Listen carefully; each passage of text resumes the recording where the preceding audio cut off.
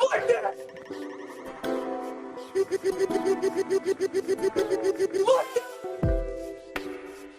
We're gonna bite a kneecap off.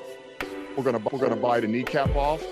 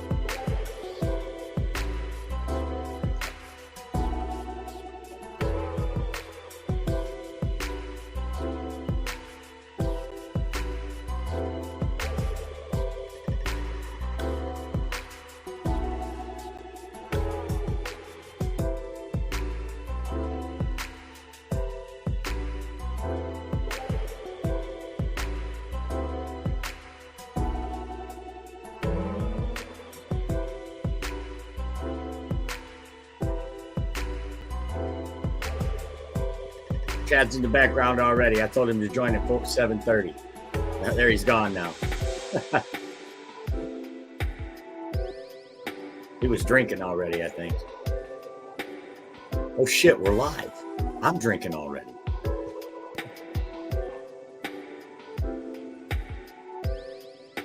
The beers are part of my Halloween costume. We're gonna bite a kneecap off.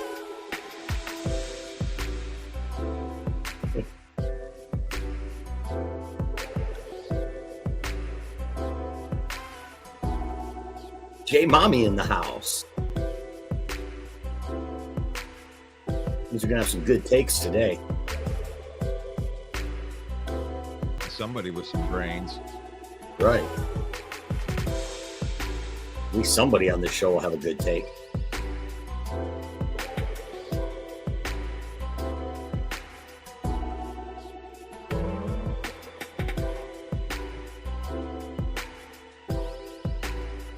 Gotta get all those invites out. We gotta go out to all those different places live.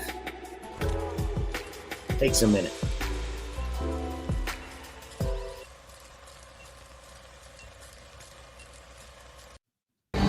Yo, the lies so that you never make it. Hopeless, so it seems. Eyes closed, hands open wide to embrace your dreams. Sometimes you gotta take a loss just to get the win. Like lots of sin was popping in like oxygen when boxes wet. Focus on the mental, never lose like a smooth instrumental. Better choose on the move in a pinto. Choose what I get to, never lose smooth on the move, but it's simple. Never give up and we running it maybe. We just keep winning, we conquering daily. Envision and pay me, it's never this way. Me indigenous, maybe we winning this crazy. Your opportunity, your opportunity, your opportunity, it's your opportunity, your opportunity, your opportunity, your opportunity, it's your opportunity, your opportunity, your opportunity, your opportunity, it's your opportunity, your opportunity, your opportunity, your opportunity. Good evening, everyone, and welcome to the Main Event Football Show on the Villain Squad Network, powered by NFL Shop. The Villain Squad Network is an official marketing partner of NFLShop.com. Be sure to go get all your cool NFL swag. You can scan that QR code that's on your screen and save 30% from now until November 1st. Leverage the power of the villain. NFLShop.com. Welcome to the program, everyone. It is I, Main Event Mike. It is Victory Monday, and what a sweet Victory Monday it is. One of the best football games I've seen in a very long time, and we are going to talk about it on today's program. But first, I need to tell you that we are broadcasting live on the Villain Squad Network into Facebook at Lions Villain Squad. Also in Facebook at Detroit Lions News Podcast.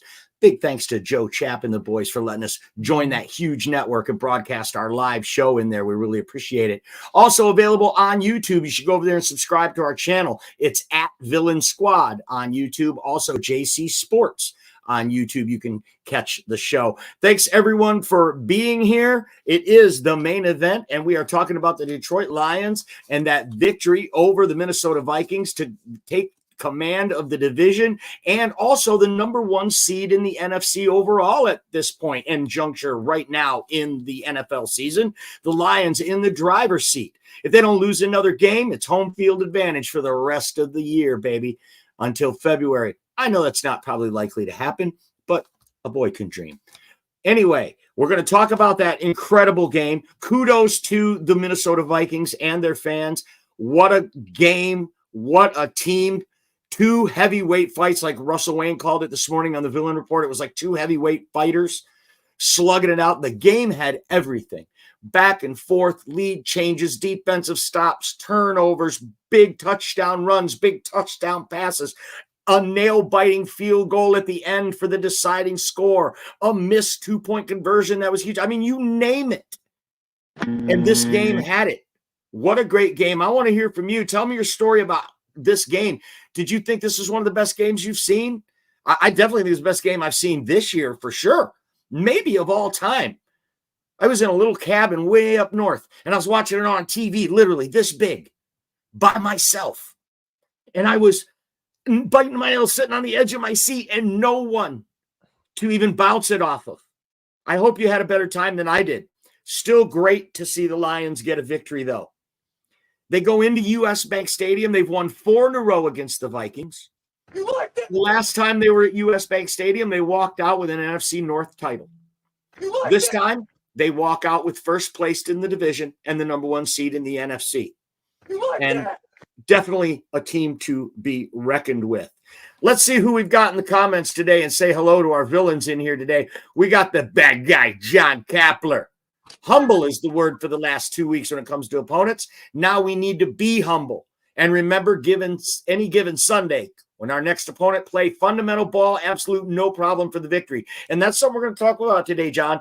Don't look past the Titans. We saw it in May that this looked like a trap game. It's right between Minnesota and Green Bay. This is one you could easily get down for. Tennessee had a great offseason. We didn't expect them to be as bad as they are. They have the number one defense in the league, by the way, folks. Total yards defense, Tennessee Titans, number one.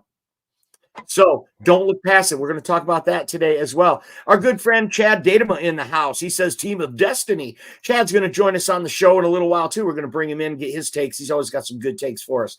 Supervillain Jeffrey Addison in the house. What's up, Jeffrey? Present and accounted for. Davey, great to see you in here as well. J Mommy back on the program. Great to see you in the chat, J Mommy. The Lions don't look past any team one game at a time. It's almost like you knew what I was going to say, J Mommy. That's uncanny. Jordan Mijo, what's up? One Pride. David in the house. Great W for the Lions yesterday. Couldn't agree more. One of the best Packer fans out there. Good take. Packers are 5-2. Better record than last year's record. And they're the truth. No doubt about it. Jordan Love is the truth. That defense is for real. One thing I wanted to talk about tonight, too, it's for Lions fans, it's sad. I mean, we get a big win, and then everyone in the division wins. Then this week, the Bears get a bye, and we got to play Minnesota. We beat Minnesota, but Green Bay wins. This division, folks, no joke. It's only, I mean, it's the best division of football. Everybody's saying it. Packers are 5-2 and for real, and that Week 9 game is looming large. Lions against the Packers. And that's why we can't look past the Titans next week, because these games, these hard games, Seattle, Dallas, Minnesota in Minnesota. And then you got Packers in Lambeau. That's a tough stretch. Oh, yeah, by the way, Tennessee at home. So don't look past Tennessee Titans, folks. It could be dangerous. Dwayne in the house says, good evening to all. Daniel McLinn, well, Saints don't have a chance this year. No, because they got a bum for quarterback, Derek Carr. Spencer Rattler, who looks like he's going to play Pat Mahomes in a movie about Taylor Swift.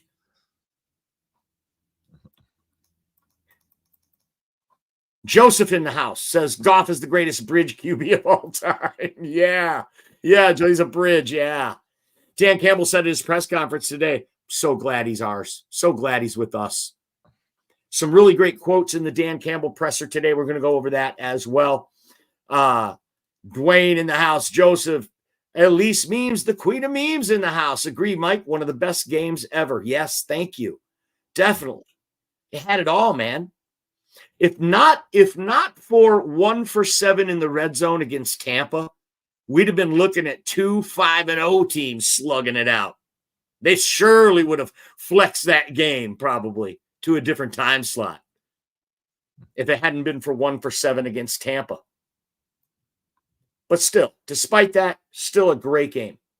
And it didn't need any more hype because all the talking and everything was done on the field by 2 really good teams. Believe me, we're going to see Minnesota again at the last game of the year in Ford Field. We're guaranteed to see them then. But I don't think they're going away. I don't think they're going to fade. They got Darnold Schwarzenegger at quarterback. So, hey, Darnold, what'd you think of that game? How about that 2-point conversion? Failed attempt. You can get on the back of Sam Darnold. I will throw the ball to Justin Jefferson. He would be somewhere on the field, and I will find him. I will find him, and I will throw the ball to him, and he will score touchdowns. You will see me again. You can take my hand. You can try hard. The Vikings will be back.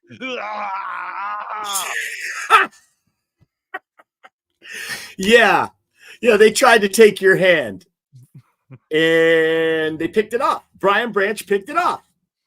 What a sniper this kid is, Brian Branch, right? Goodness gracious. We're going to talk about that, too. Before we talk about that, though, I want to talk about Jake Bates. Kickers, yeah, that's the top of the list. Jake Bates. Will Reichard, the rookie kicker for the Vikings, very impressed with that kid. He hasn't missed a field goal all year, but neither has Jake Bates. 10 for 10 on the year, including a 44-yarder to seal the game yesterday. Ice water in his veins. Dan Campbell gave him a game ball. Gotta love the kid. I was a doubter. I'm no longer a doubter. There's something about that kid. You could just tell when Dan Campbell, if you didn't see it, man, you got to go look it up. You got to see the video when he's handing out the game balls from yesterday. He says, "Where's Bates? Where's Bates? Go get Bates. Give him that ball." You could tell. And he puts his arm around him, and he's rocking him through the locker room. You could tell this guy, he loves this guy. And that instills confidence in you, whether you're a player or you're a worker at work or you're a parent. Good leadership. We naturally want to follow good leaders. Even leaders fall in line to good leaders. And that's exactly what we have in Dan Campbell. And I think that this Jake Bates kid, I'm going to have to take back everything I said. I've had some really good takes this year. I've had some really good prognostications this year, like epic stuff that I've done this year. Not to toot my own horn, but I don't usually do that. But I've made some really great picks. You can check out our YouTube archive and see what Russell Wayne and I have predicted because we're so invested in football. We have our finger on the pulse. We digest everything that's out there. And I made some really good predictions, but I made some bad ones too. I said Jaden Daniels was going to be a bust. Now, that didn't work out so good so far. And I said that Jake Bates probably won't be our kicker halfway through the year. I said that. I'll own it. I was wrong. I take that back. And not because he's 10 for 10, but just because of the way Dan Campbell walked him through the locker room to give him a game ball. Makes me feel so good knowing. I mean, Jake Bates is going to run through a wall for this guy now, if he wouldn't have already. There's a bond there, and that's something special. And I think that when you find that, I know it's a business and everything, but right now, this is the kid for Detroit. This is the guy to kick the ball. His story is great. Ice water in his veins, a 44-yarder. The first thing out of his mouth is he gives credit to the offense for getting him down there with a minute left. And then he gives credit to the snapper and the holder. Dan Campbell also credited the entire special teams unit in his post-game press conference, saying, quote, it's all 3 phases. And then he praised Dave Fitt, the special teams coordinator, for the job and the game plan he put together. And Jack Fox, a 63-yard punt at a crucial time in the game in the fourth quarter. To me, that was the biggest sequence of the whole game. I want to hear it in the comments from you. Tell me, what was the biggest turning point for you? What was the biggest play in that game? There were so many. We're going to nominate Lion Villain of the Week this week too. So we're going to pull up some stuff for you and let you vote on who do you think should be the player of the week this week. John Herman in the house says, good evening. What else we got here? What do we got? We got any responses here? Oh, there we go. Joseph Osteen says, I just want to say that the refs suck. Well, thanks, Joseph. Part-time refs is a joke. Wow. Yeah, there was some questionable calls. The one that really irked me the most is on the scoop and score, the no call. Think back, folks. If you remember the scoop and score, great play by Josh Metellus to knock it out from David Montgomery, caused the fumble, scooped up by Ivan Pace Jr. He's running down the sideline. Taylor Decker has got the angle on him, got him dead to right. The question is Pace going to juke him and get around him? But he's a linebacker. He ain't juking nobody. He's going to try to run through him. Decker's about to cut him off. Van Ginkel from behind grabs him by the arm and yanks him to avoid him. And he's not even able to reach him. Blatant. Announcers didn't say a thing about it. I thought it was blatant. I'm not complaining about the refs. For God, crying out loud, we won the game. So I'm not really complaining. But that was blatant. And it changes the complexion of the game drastically if that's not an instant score, a scoop and score. That was blatant, and it was terrible. Not to mention the 1 second play at the end where they get an extra play at the end. We'll talk about that later. Jordan says they came out hard and fast, had to weather that first quarter. Felt like the Baltimore game until the second quarter. What a battle to the end. Such a great call out, Jordan. This was a battle of the coordinators. Flores versus Ben Johnson. Kevin O'Connell calling the offensive plays against Aaron Glenn. It was a chess match. And they went back and forth. Minnesota won that first quarter up 10-0. Come back and the Lions score on 3 straight possessions of at least 69 yards and score 3 touchdowns, 21-10. They go into halftime. They come out in the second half. They made adjustments. It seemed like Flores was getting the best of us. They end up scoring 12 unanswered points and take the lead. And what a fourth quarter. I'm telling you, these coordinators, it was a real game within a game yesterday. And it was obvious. Such a good call out, Jordan. Thank you. Chad says Flores is a chess master. Yeah. And he would dial up the blitz and bring pressure and disguise the pressure. But Jared Goff beat the blitz nearly every time. Him and Ben Johnson had an answer for it. These two teams aren't strangers. They know each other. They know what's coming. And just like Chad knows it, the Flores is a chess master, everyone knows it. And it was a hell of a duel between some great football minds.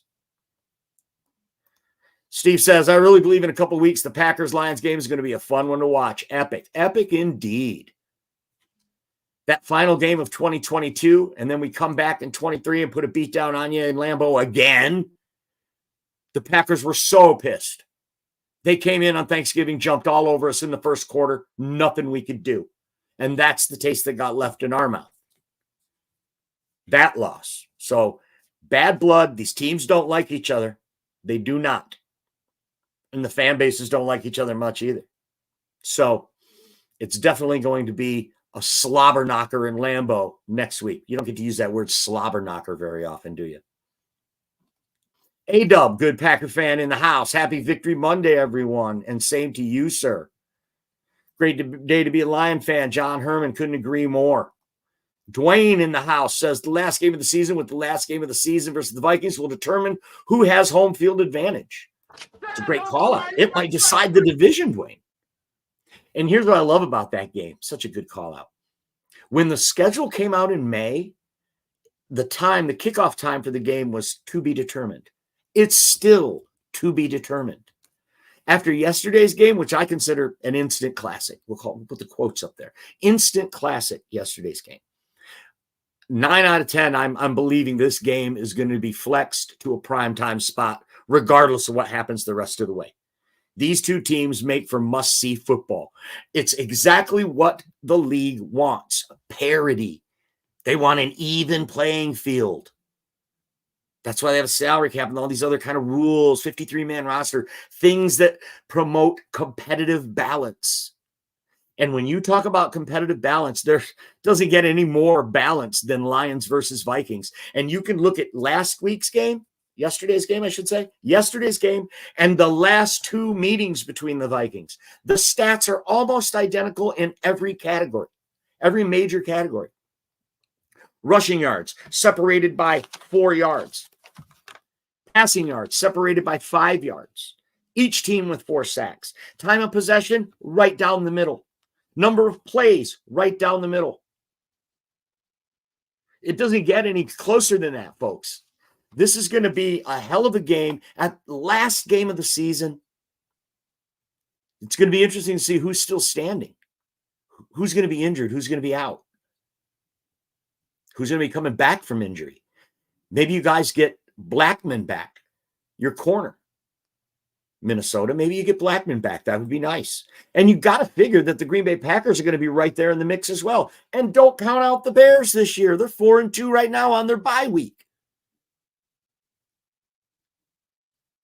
Best division of football. The records show that. The stats back that up.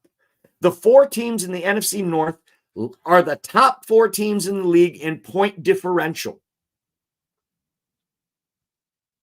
Putting up more points than they give up. That's usually a very good indication of who the best teams in the league are. Now, of course, you still got the undefeated Kansas City Chiefs out there. And they're the final word. They're the big villain. They're the final boss at the end. Let's not lose sight of that. And we know Elise hates him. Bates is amazing, Elise says. Jay Mommy says Bates has teammates that have his back. He's part of the family. The Lions are the perfect fit for him. Such a great call out. Did you see that interview with Bates where he said 18 months ago I was selling, car parts or something in Houston? He thought his NFL dream was over. What a story. Now he comes to a situation with people who believe in him. By the way, the fans, they already loved him. He didn't have to win over the fans. They loved him before he was a Lion from his days in the Michigan UFL team, kicking 64-yarders in Ford Field. They were crying for this guy 3 months before the season started, 4 months before the season started. Don't forget, tune into the Villain Report every weekday morning, Monday through Saturday at 10 a.m., hosted by Russell Wayne. Get the first word in the morning. Get your first football in the morning. Always a good show. On Thursdays, we do our predictions. And I will let you know that this week, out of 13 games, Russell Wayne picked 9 correct games. That's a damn good percentage, folks. Is somebody advertising here in our chat? I'm just going to have to delete all these comments. Come on. Whatever you guys do, do not go to NFLHD.com, please. Do not go there, ever. Gregory in the house. You're my doppelganger. Wow. Go Lions. I am? Yeah. What I'd like to have right now is for all you fat, out of shape, all-star streaming on NFLHD.com pissants. Keep the noise down while I take my robe off and show all the streaming ladies what a real sexy man looks like. Hit the music. Hit the music. Ravishing Rick Rude right here on the Main Event Football Show. Ken Fisher in the house says, Mike, did you see the same thing I did on our winning field goal? Dallas Turner, rookie linebacker for the Vikings, leaps over the top of the center. Isn't that legal? Isn't that illegal? It's not illegal as long as he doesn't put his hands on the long snapper, which he did, which makes it illegal. Yes, that was illegal and not called. It almost seemed like they wanted the Vikings to win. Sound like a child. Show me right now, Russ, crying about the refs. Show me right now. There I am. See me right now crying about the refs. We won the game. I'm not going to cry about it. John says, can we give player of the game to more than just one? Team effort. That's a great call out, but sadly, no. We're going to cut it down. We have 3 nominees here. Put it in the chat. Tell me which one you want to vote for. Jared Goff, only 22 of 25, 280 yards. Amon-Ra St. Brown, 1 touchdown, 121 yards on 8 for 8 targets. Jahmyr Gibbs, though, he's my vote. He gets my vote. 116 yards and 2 touchdowns. Why does he get my vote? Because that 116 yards, folks, only came on 15 carries. Okay? And that first touchdown, 45-yard beauty that he ran, that broke the ice. That stopped the bleeding at 10-0. They were already up on us. You see, this is how the Vikings got to 5-0. They jump out to a lead. Go back and look at every game they played. They jump out to an early lead. Lions expose Viking defense in this way. They jump out to an early lead offensively, and then the defense, Brian Flores is able, he has the freedom to pin the ears back and get creative and bring pressure and blitz more than any team in the league. And that's how they're able, and teams can't recover from that early jump out. They did it to the Lions, and I said, oh boy, here we go. But it was that run by Jahmyr Gibbs that kind of stopped that and ebbed the flow of the momentum back into the Lions side in the first quarter, or in the second quarter. So the first of the 3 touchdowns in the second quarter. Very, very nice work. My vote goes for Jahmyr Gibbs, and he got a game ball as well. All right. Bruce in the house says many peaks and valleys in this one. That's one way to put it. Our first positive turn, of course, was Gibbs' 45-yard run. That's what we're saying right there. Yep. Buddy in the house says, Vikings fan here. Good game. Can't wait to play again week 18. Hopefully it's a meaningful game. You just know it will be, buddy. And thanks for the comment and welcome to the show. Glad to have Viking fans here. Packer fans, Bear fans, you're all welcome. We'll be respectful, but we're not going to temper our chest beating when we're in first place, nor would we expect you to do anything less.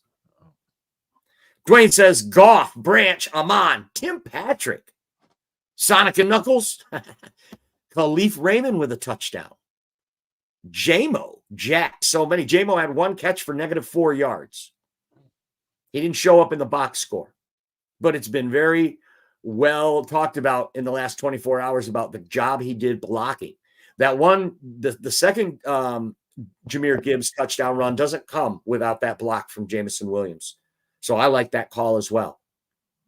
But unfortunately, J-Mo did not put enough in the box score to warrant consideration for Villain of the Week.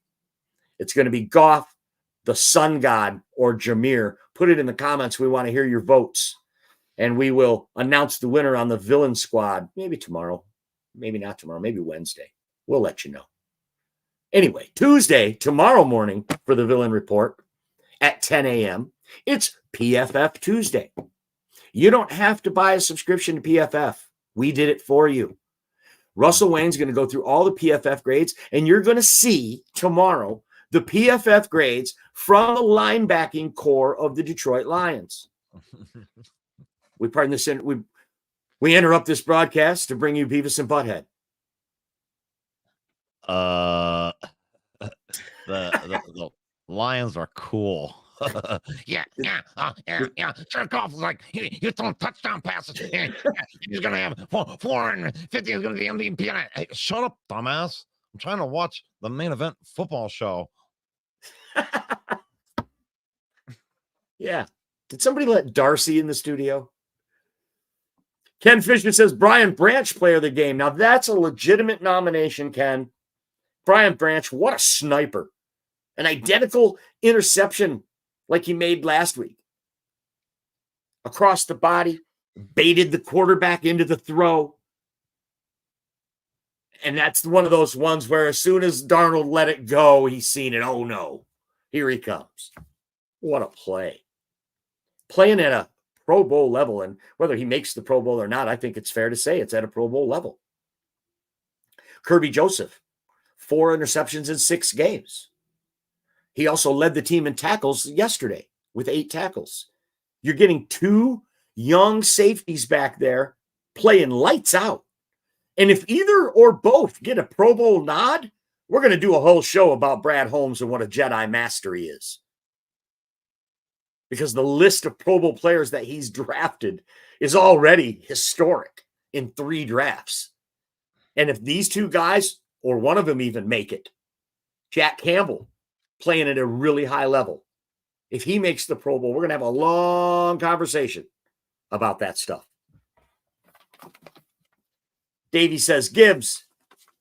Ken Fisher says, BB interception was a good turning point of the game. Yeah, it's a great call, Ken. 100%. Jordan Mio says, let's give it to Bates for the game winner pressure kick. With our amazing offense, he won't be nominated as often. That's a really good call. I'm okay with that nomination too.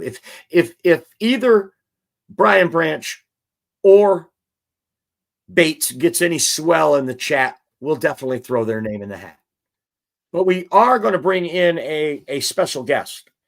We do have a special guest who's a good friend of the show.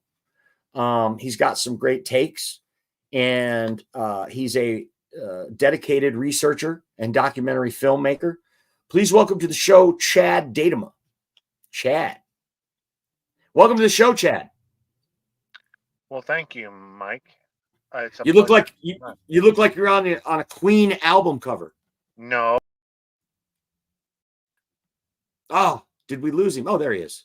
I'm in my homeless shelter. He's coming to us live from the homeless shelter. Good one, Chad. How are you, Chad? I'm 50. I turned 55 yesterday, October 20th, the day of the Patterson Gimlin film of the Sasquatch, the main film. Although that happened in 67, I was born in 69, but the same day. But hey, I got something for you, Mike, something that we haven't talked about. I heard. Are you ready for this? Oh boy, here we go. I heard the favorite for a team in the NFC North to go undefeated is the Detroit Lions. You think we're going to go undefeated the rest of the season, Chad? I didn't say that. I said we're the favorite. Well, Chad, what I want to ask you about is give me your initial reactions of this game yesterday. I mean, did it take you through the emotions? Do you think this game was an instant classic? And what do you think was the turning point or the biggest play of the game yesterday? I'm going to tell you, Mike, I think this game, as much as it pulled on my heartstrings, showed how dedicated these players are to this system and Dan Campbell. When Dan Campbell went for it on 4th down at, what was it, 32-yard line? It doesn't matter. It's around. We're going to bite a kneecap off. First quarter, first possession. Yeah, that was huge, Chad.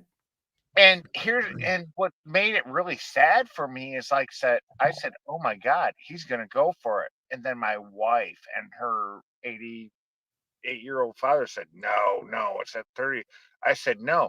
I looked, I saw how the defense came up, and I saw how the kicking team lined up. I said, please throw the ball. They didn't throw the ball. They ran it. Whatever. It didn't end up hurting us in the end. We won the game. But I thought that was huge to give them a 10-0 lead. Right. And you're saying that you called it. You saw it coming. And if you did, Minnesota did.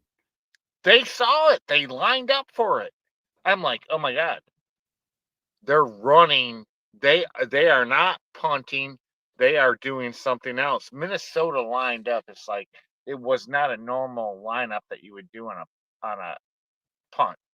And I was like, I knew right the minute I saw it. It's weird. I knew it. Never thought I could ever do that. But I watched the lineup. You predicted it. You must be psycho. No, I'm not. Next. Next thing I want to talk about. The loss of Hutch was evident, don't you think? You could tell it was lost, right? Or you could tell that he wasn't there, and you could feel it. Would you agree with that? Well, if you want to talk about 16 pressures versus Hutch having 15 all by himself last game, yeah, it was evident. So do you think that the Lions should still be in the market for a free agent defensive end? I don't think that Brad's an idiot. I believe Brad knows what he's doing. I believe Brad's, along with Rod Wood, are being very smart. And I think they are trying to do everything they can. It's not a guarantee that we'll get one, but I know for a fact Brad is out there. He's trying to get us somebody. Hey, if we can get a guy that can give us 8 pressures a week and a sack every week, that's perfect. That So kind like of half of what Aiden Hutchinson gives us. basically, yes. If we can get that, you'd be happy. So a big name out there. Hassan Reddick's now off the menu. Who do you like out there for the Lions to come and get? Dude, I'm not giving up on the guy from Jacksonville. That's who I like. Josh Hines Allen. Yeah. I'm not giving up on him. That's a good play. But all they need is Jacksonville one did more Jacksonville did win their game in London yesterday by a mile. So they're not, they might not be sellers at the trade deadline. They're thinking they can salvage their season. But I like the call out. That's where my eye is. Right on. So we don't just do this alone here, folks, here at the main event. We also have help. In fact, we have the maestro behind the curtain, and we're going to bring him in right now. Ladies and gentlemen, Russell Wayne. What's up, Russell? The champ's here. Oh gosh, the humble team right there. But who got humbled, Mike? Mm-hmm. Who got humbled? Who got humbled on this? It's like this was such a big win, and thank you for bringing me on. It was such a big win from just a heart check. I loved the fact that there was an ebb and flow, that they jumped out to a lead, then we got the lead back, and then we jumped out to a big lead, and then they came back, and then we had to do something. It was just back and forth, and we won the game because Dan Campbell won the chess match in that he bled all the time out off of the clock and only gave them 15 seconds and, covered the sidelines. So they had to throw the ball to the middle of the field. They didn't have enough time. And we can talk about that last play here in a little bit, but it was like, it was done well. I love the way that Dan Campbell is coaching, especially at the end of the game. He goes for too much, whatever. I mean, if you only like it when he doesn't get it, then that's fine. I mean, that's fine. You're entitled to that opinion. But the thing is like, you got to take the good with the bad. But the thing is, at the end of the game, at the end of the first half too, he managed the clock very well at the end of the first half too. So you got a coach that is thinking ahead, at least going, okay, I got a plan. All right, at this 4 minutes when I get 2 first downs, I can work. He's working out these plans and then executing them. So, coach putting your team in a position to win. And Minnesota, you had us dead to rights.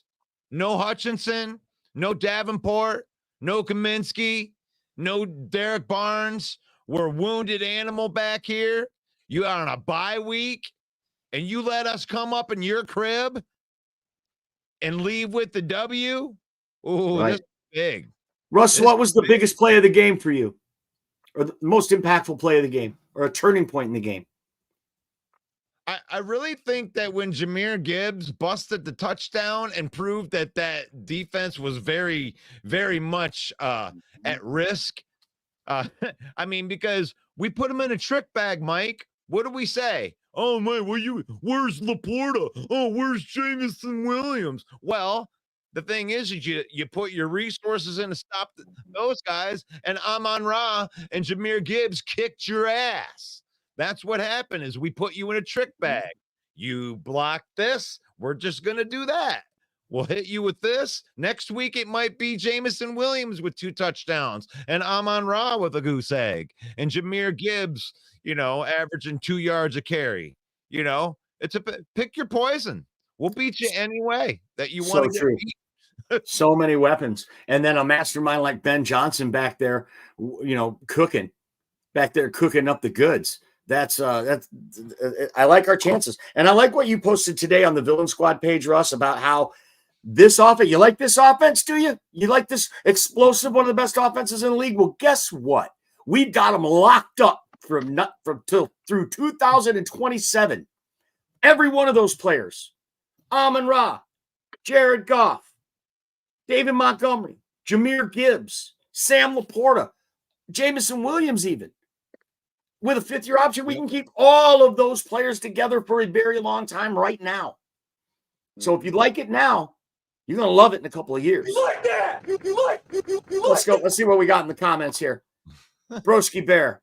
Mike, not sure what you did, but you look younger. Oh, thanks, Broski. Oh, see, the Bears get a bye week. Broski comes in nice, throwing out compliments. Thank you, Broski Bear. It's actually, I shaved off the mustache and the Fu Man. I'm going with the chin strap beard for my Halloween costume. 7 years ago. Abe Lincoln, right? Yeah, see? Russ isn't the only one that can do impressions on this show. Thanks for the comment, bros.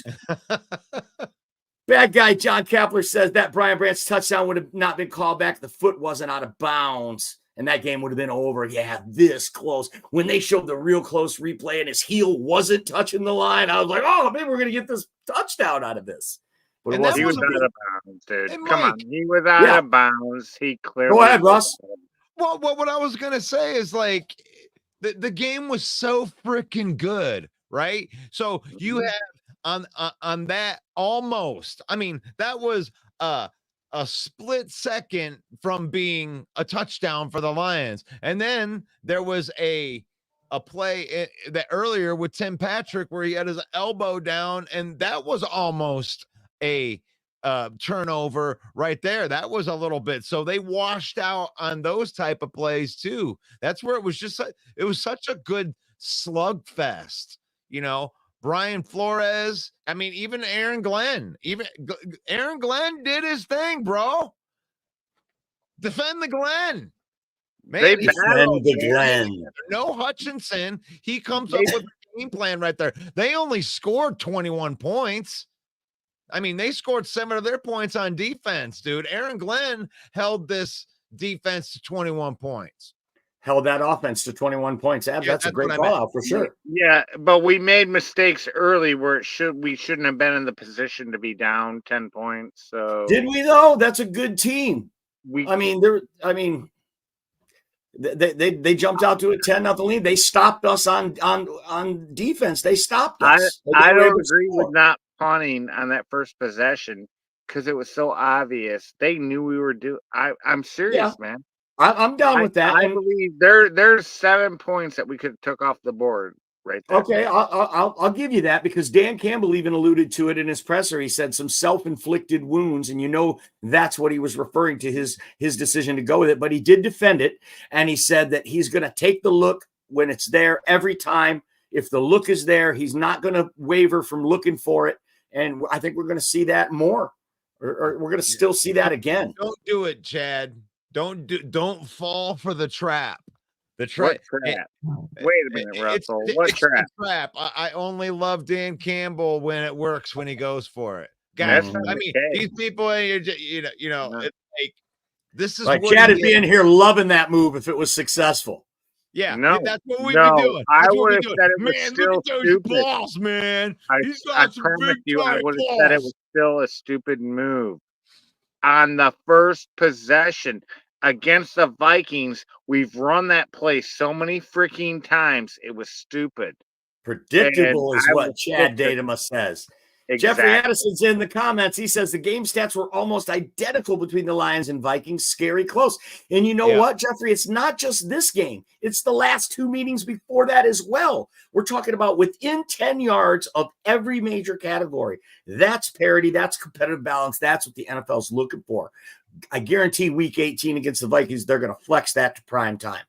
David Cohen in the house says the Lions are resilient and have an offense that can't be stopped all game. This was a statement game. Wow. That's not true. That's not true. This offense can be stopped with the right protection, but it's very difficult to stop. And Fair enough. Fair enough. no, Atlanta or not Atlanta. I mean, Tampa was a perfect example when they needed to step up that they slowed us right down. Right. Well, did they really slow us down, or did they just Yep, stop they us when we did. got to the red zone? Because the Lions No, had they double stopped their us when they had to. yeah, we were 1 for 7 in the red zone. The Lions were awful in the red zone. They fixed their red zone things. Now they're scoring 40 points, 40 points, 30 points. It's like Not only that, Chad, if best you look at the defense in the stat, if league. you look at the box score from the Tampa game, we destroyed Tampa. We held them to 226 total yards in the whole game. We beat destroyed ourselves them. in We had that game. 460 something to 220. We just destroyed them up and down the field. We just We gotta couldn't get score the in the red ball zone. in, and they answered when they had to. So, Yep. your point is very valid, but I just don't think it applies. If it hadn't been for 1 for 7 in that game in the red zone, we'd have been looking at 2 5-0 teams yesterday. Jay Well- Mommy's in the comments. She says, I believe it'll take a couple of games to figure out what works best without Hutchinson. Such a good call out, Jay Mommy. Let's be real here, guys. 12 to 15 pressures on the quarterback, 4 sacks, 5 QB hits. Let's break that down real quick. Terrible. One of those sacks was on the final play of the game, a Hail Mary with 1 second. Terrible. Hard to even count that. Also, the Aaron Glenn defense is predicated on a pass rush with 4 men front, a 4-man front. You got to get pressure with 4 guys. They were not able to do that. Kudos to Aaron Glenn for mixing it up. The linebackers played stellar. Rodrigo even played nickel some of the game. Rodrigo had 7 tackles, and some of them were huge. But they didn't get pressure with 4 guys like they can when Aiden Hutchinson is in there. And some of the pressures that they got, some of the QB hits that they got were beyond the 3-second threshold, where Sam Darnold held the ball longer than 3 seconds, and then it came. Other So what does quarterbacks that are going mean, to eat Mike? you up with that, folks. It's not enough pressure. It might have looked good because we got the win. It might have looked good because there's 4 sacks, but it wasn't enough. It wasn't good enough. Dan Campbell didn't say that in the press conference when they asked about it. He poo-pooed the question, but you could tell it wasn't. He said, we've got a lot to do there. It wasn't perfect, he said, but I really like the way those guys competed, unquote. That's great. They did. They all stepped up. Josh Pascal had a great game. He got in the sack column. Trevor Nowaski. Who? Trevor Nowaski, the guy we lost last year, and we were able to bring him back off of waivers from another team. We weren't going to let him clear waivers this time. We get him in. He has 2 sacks on the season now. Played in 3 games, got 2 sacks. James Houston was in there yesterday, and he was battling. He never got home. And he even seemed to get knocked on his butt a couple of times. But he was in there and he was competing, and I still have hope for James Houston. Nowaski looked good. Yeah. He did put pressure. For sure. And we throw it out there for everybody. This is something that this is one of those slides that's been there. This slide's been there since even before Hutchinson got hurt, because we've lost Kaminsky, and we've lost Barnes, and we've lost Davenport. So it's like those aren't the only guys we were thinking about trading to begin with. But if it's out there, who are we trading for and how much? Because we've been through free agency. And to be honest, if we had Kaminsky right now to run the outside linebacker, outside DN, I'd be happy. But rumor is it's looking like he'll be back by around Thanksgiving, and he could be a boost. I mean, is he elite? No, but he is a problem. Right on. But they did prove, Mike. Like, I mean, I know that you're not going to replace Hutchinson. I mean, you can't do that, but you got a guy that played like 90% of the snaps. They replaced the snaps with guys, and from a whole bunch of different spots, they were able to get production. And I was counting 3 seconds too. So it was like, yeah, you're not getting the pressure. But the thing is like when you look at it, and this is what I wanted to throw in there, is Justin Jefferson had 7 catches for 81 yards, and really his touchdown catch has a giant question mark on it because he obviously pushed off on it. So from a cornerback standpoint, from a secondary standpoint, I think that Aaron Glenn asked them to cover longer because No doubt. this rush, and Yeah, they were that's such a good call out, Russ. And Dan Campbell even alluded to that in his presser, that they asked them to do more. And he actually said, quote, of the secondary, we asked them to do more, quote, for this game plan. What does that mean? For this game plan. Yep. For this game plan, they knew that they were going to have to get creative to get some pressure. And we were going to ask the secondary to cover longer, which is exactly what they did. I thought Terry Arnold played great.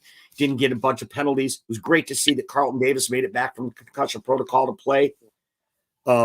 Such a good call out. The secondary really helped out the cause yesterday, Russ. So that's an awesome call out. And it almost seemed like they sacrificed a little bit of the run defense, didn't it? It's like that. It's almost like it felt like they were a little softer on the run, but they were covering better. And Aaron Jones had, 14 carries for 93 yards. He had a pretty good game. That was the best game that we had given up to a running back all year. But Right. Russell, I think a part of it was we sacrificed running backs towards the blitz, but right. I agree with you that our secondary actually did a pretty decent job. It wasn't a big penalty type game with them, and they did cover, and they did. I mean, they stopped the 2-point conversion. That was a pass. I thought the secondary looked decent. That's just my opinion, and I thought we blitzed too many linebackers at times, and that's why we gave up so many rushing yards. Right on. Well, hey, Chad, we want to thank you so much for coming on the show today. We're about to wrap it up here. Thanks again for coming on. Next week, did he just? Yep, that's fine. Yeah. Oh, he hung up. Okay, well, you didn't get to finish. Let me finish. Before you go, I wanted your prediction on the Tennessee game. But anyway, this is a weekly show, folks. We look at how good this Vikings game was, but we got another game to look forward next week, and that is Tennessee Titans coming to Ford Field. And while we do that, Russell, I know we had one more topic we wanted to get through. What was it? Well, I mean. Yes. What the hell happened on that last play? Let's close the door on this Vikings game analysis on the final play of the game. Look at that look on Dan Campbell's face. Are you kidding me? That's what he's saying right there. But, Dan, the refs got this one right. Okay? Illegal formation is what they were called for. Sam Darnold spiked the ball with 1 second on the clock, supposedly. When they show me the replay, I see zeros on the clock when the ball hit the ground. I don't know. But if you say that it hit the ground with 1 second, okay. They then lined up in an illegal formation to spike the ball because they didn't get back and set in time, or they wouldn't have had time to spike it. They did not get set in time. This is a loophole in the rules, folks. This took me a lot of research to figure out what happened here.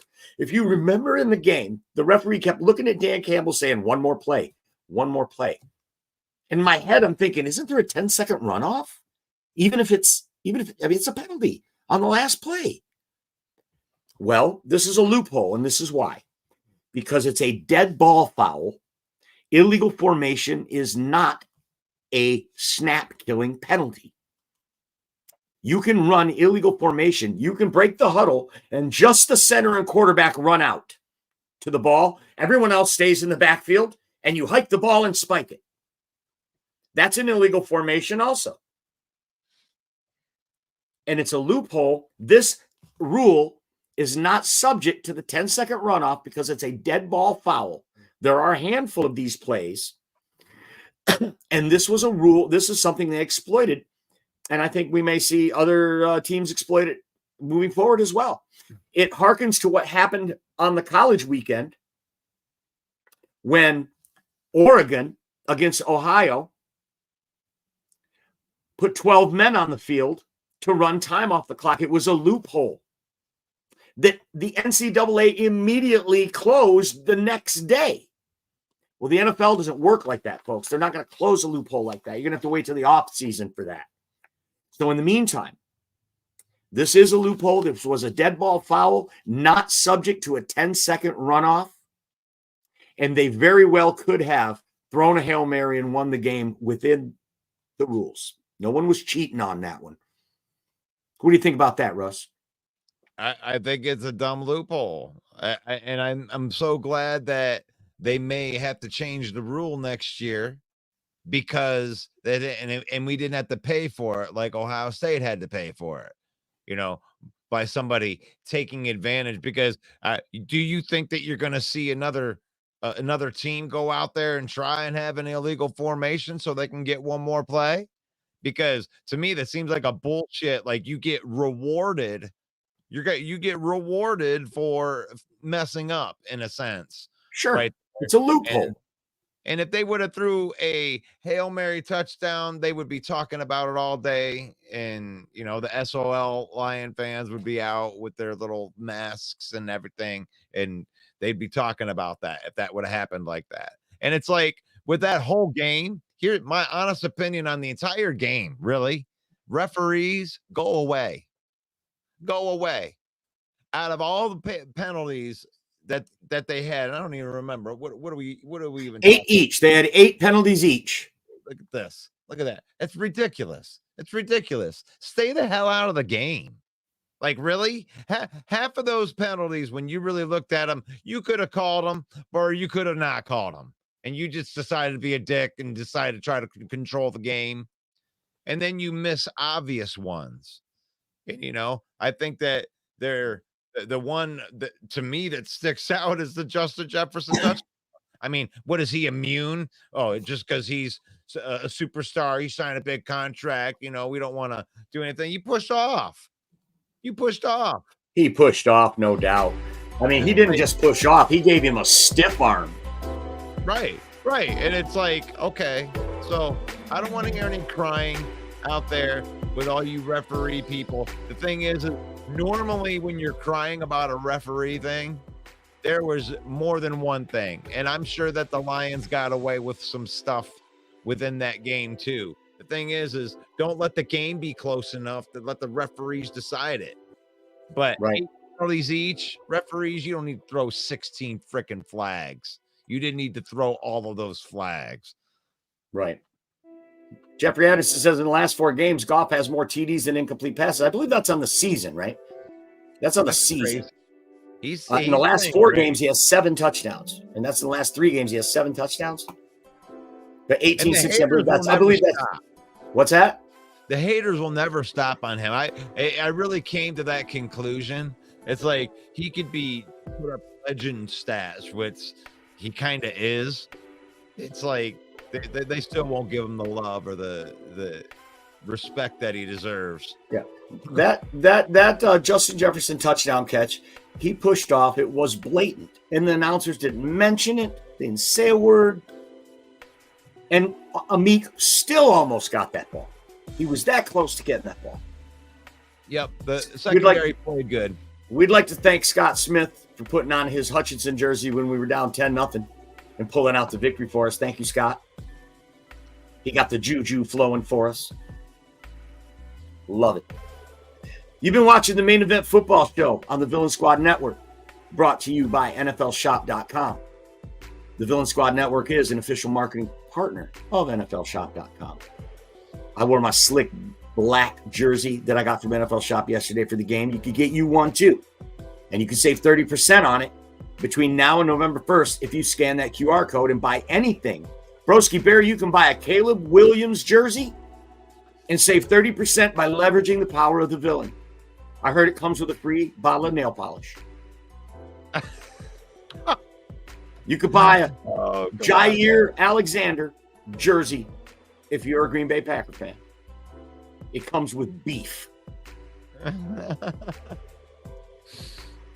Main Event Football Shows once a week. We'll be back again next Monday at 7 p.m. Eastern time. Thank you to everyone who put their comments in and stuck around with us.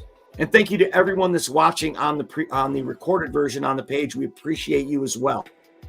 Don't forget, tomorrow morning, 10 a.m., it's the Lions Villain Report with Russell Wayne, and it's PFF Tuesday. Tomorrow we're going to look at some of the grades of the linemen and the linebackers. You're going to be really surprised some of these tackling grades that the Lions have. Be sure to tune in tomorrow at 10 a.m. with Russell Wayne. For Russell Wayne and all of us here at the Villain Squad, I'm Main Event Mike, saying God bless each and every one of you. Peace out.